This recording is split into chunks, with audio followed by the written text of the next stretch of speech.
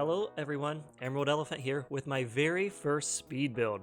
We are doing a wedding venue.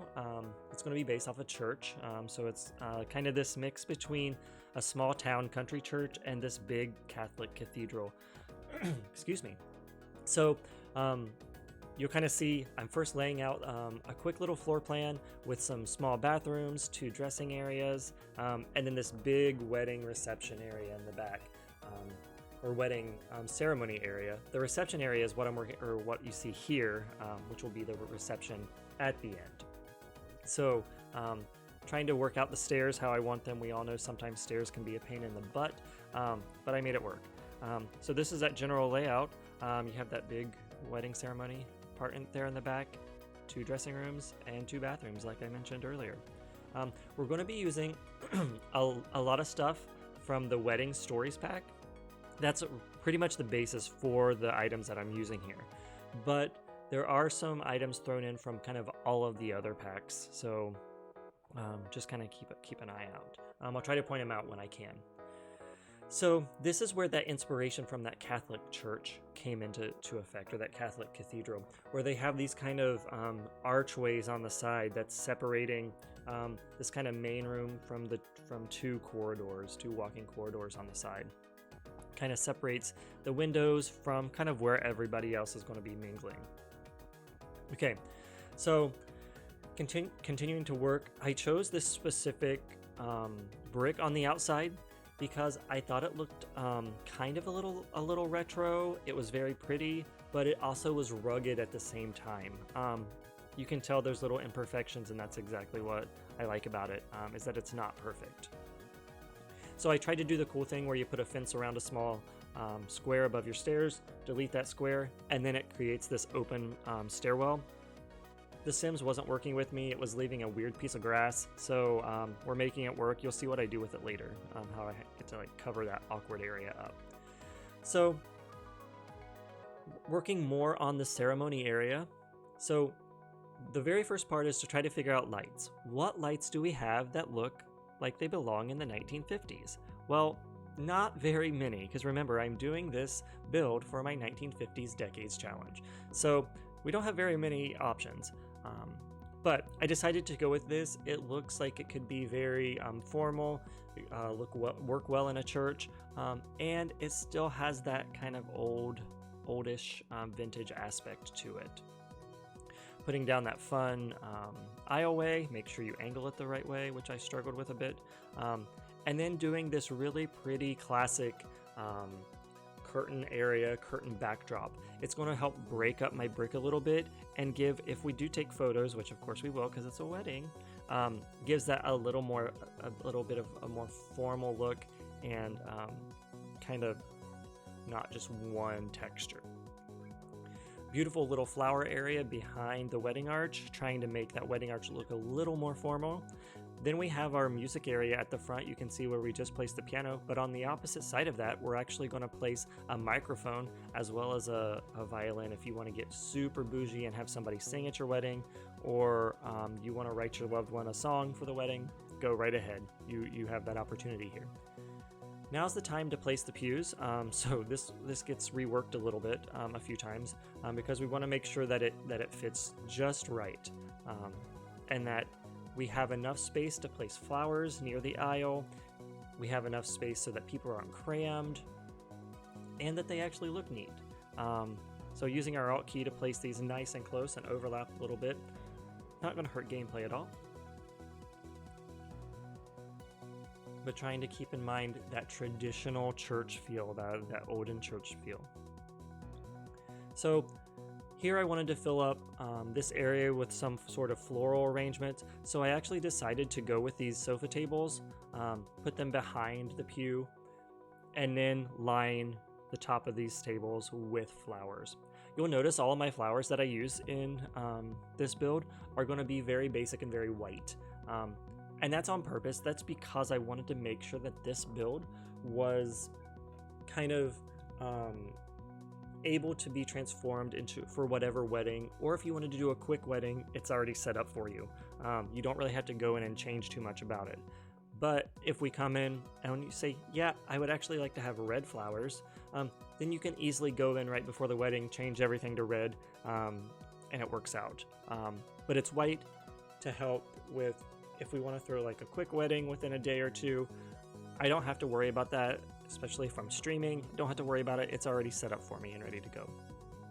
This is that other, excuse me. This is that other musicians area and performance area that I was talking to you about. Really wanted to make it, again, as versatile as possible. Pretty much the only candelabra we have in The Sims. I like it, but it's not the best. So you'll notice after I put these all the length of the stained glass windows on the side, I go back and I change my mind that, nah, that's not that pretty. So we end up using that small wall hanging light that's new with Wedding Stories. It's really cute, it's really subtle, and you can see it looks really good there. I'm definitely glad that I made that decision to change it. There's not a lot of decorative items within this build, and I wanted to do that so that you as builders had the opportunity to change it how you want. If you want to add tapestries or you have various CC that you want to use in the build, you can easily just add it to the wall. You don't have to delete a lot of wall hangings and make it your own. It's minimalistic to a certain aspect. We're working on the bathrooms and the 2 dressing rooms here. So we have a men's dressing room and a women's dressing room. The men's dressing room is going to be very neutral in color, and the women's is actually floral. But right now, we're doing this like sitting area. If anybody's ever been to these like small town churches that have like this foyer area, a lot of them will have chairs and sofas and kind of like sit like little opportunities to sit. They'll have a lot of flowers spread out through there, a lot of greenery, and then they'll also have this book, especially at weddings, where you can sign in as a guest, and that just makes it easier, obviously, for the guests, and the ones getting married to be able to see who showed up to the wedding and send out thank you cards and stuff. So you'll see I use that cool little spell book thing from the Vampires pack in this to kind of give that guest book vibe. Again, a lot of flowers, a lot of candles, trying to keep everything as basic and as clean and neat as possible. And there's that little guest book idea that I was telling you about. Yeah, so moving on, finishing up this foyer, now we're into those dressing rooms. Men's first, again, very subtle, very minimalistic. I almost put in that globe bar, but I changed my mind. I didn't think it was a great idea to be, because everybody would be coming in and getting wasted during the ceremony, and I don't know how kosher that would fly. So there we go. That's basically the upstairs. There's not going to be any more changes. So now we're downstairs to the party area. Again, upstairs ceremony, downstairs reception. So you're going to see me place a couple lights. Don't worry, I change these up. I almost forget, but I do end up changing them and placing them where we need to. I just put them there now just so I could have some light to see to build. I've separated this reception hall into a dance and like eating area or dance and sitting area as well, and then a separate eating and food section. Okay, so where like the catered food would be and the bar. So centering all this up to make sure it looks nice. You'll see in a second I realize that my tables are not even from side to side when I spin my camera around. So we go and we fix that to make it add up more. So pretty basic. We have our dance area in the center, surrounded by the tables where everyone's going to eat. And now this is what we're doing as our kind of catered area. And again, we're using all of those new items from this Wedding Stories pack. If you haven't got it yet, I actually really enjoy it. It's definitely added what we need to The Sims. I haven't gotten to much gameplay yet, but that's going to happen soon. And you'll have a part 2 of my review from yesterday that we'll add in.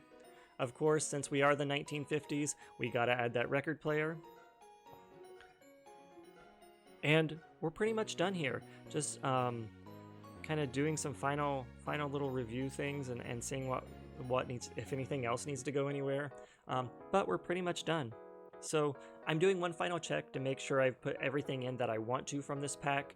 And then I go upstairs to look, and I think, oh wait, we don't have a roof, so I'm going to do a quick little roof on the top.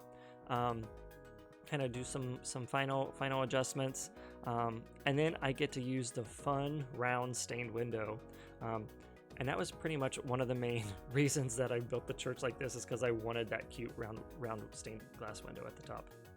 So we got that in there. Now we're going to use put this new spire on top of the church. I do a crazy thing where I size it up, but if you've yet to do that, it's ginormous, so be careful. So it looks nice and quaint. I'm doing one final check. Oh, I realized I forgot my to replace those lights. So I go ahead and I fix that, and I'm good. I was getting ready to finish this build when I remembered that I have yet to do landscaping, and that's one of my favorite things to do in The Sims, is to landscape. So I do these bushes all the way around the perimeter of the church. I size them down one. I go through, I make sure they look okay, make sure they're not clipping in, and then I realize they are clipping, so I just do a quick little adjustment all the way around. Since I love landscaping so much, I'm going to put a couple videos up here on YouTube that's going to kind of be my tips and tricks on how I do landscaping and ways that I make it a little easier and make it look more realistic. And one of the tips or the things that I'm getting ready to do is getting ready to happen now.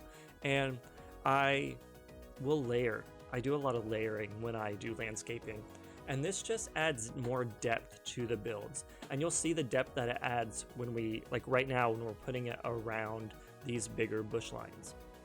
Okay, it just adds a little extra depth, and maybe some more realism, especially here, because at this church, the people who own this church or this wedding venue probably don't have a lot of time to go through and do landscaping.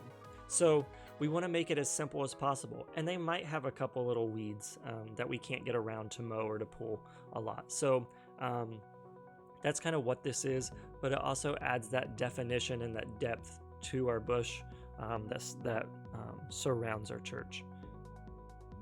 Once we get to the front, you're going to see we just add a couple more flowers, a couple more daisies, and a bush or two, and it's very simple and very basic. One of the things, if you're just trying to figure out landscaping, is to not go crazy in depth at first. Get the basics down first. Get this idea down. Get this concept of layering and putting taller things in the back and going more shorter as you go to the front. And your landscaping will get easier and it'll get better. I absolutely love to do landscaping. And another thing is, it doesn't have to be perfectly even. I try to get it as even as possible, but remember, in real life, plants are going to grow really weird. Plants don't always grow the same way if you plant it from one area to the next. So rotate the item a little different. Make one a little bigger than the other. Let it grow over your sidewalk a touch, because that's going to happen. And so this is the basics. This is we're pretty much done here. Just filling up this last little bit. So thanks for stopping in. I really appreciate it, and enjoy your day. Thanks. Bye.